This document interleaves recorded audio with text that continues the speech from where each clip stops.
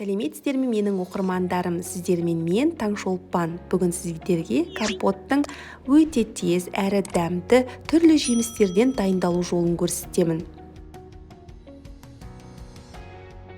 Алдымен бізге барлық банкілерімізді тазалап жуып алуымыз керек.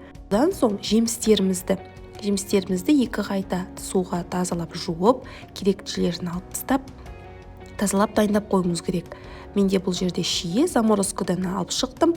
Суымыз қайнағанша дейін біз барлық осы жемістерімізді жуып, банкілерімізді стерилизовать етіп, буға қойып, қапақтарымызды буға қойып, барлығын дайындап, жемістерімізді жуып, барлығын дайындап қоюымыз керек. Міне менің барлық банкілерім, мен бүгін 32 банкі жабамын. Оның арасында мен қиярда жауып үлгеріп жатырмын, ссылкасын жоғарыда көрсетіп кетемін.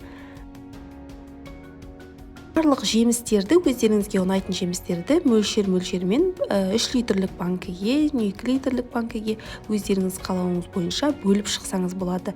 Менде мында апельсинді турап салдым, оны мен жүзіммен араластырып, алманы апельсинмен араластырдым. Сол сияқты персик қостым, алма, шие, өрік, сары өрік түрінен, түрлі өріктерінен барлығын турап әртүрлі ассорти жасадым. Өз көз мөлшерлеріңізбен ортадан төмен қылып салсаңыздар болады, барлығына жеткілікті қылып, теңдей бөліп. Бұл жемістердің барлығы кептірілмеген жемістер болғандықтан лезде дайындап турап салып тастау керек. Содан соң ыстық суды құямыз.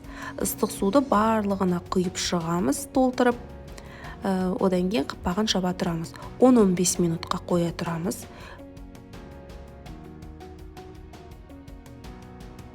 Содан соң біз осындай капрон қапақпен сүзгіш арқылы судың барлығын бір кастрюльге құйып алдым. 3 литрден 2 банка кетті. 3 литрге мен 2 кесе қант салдым.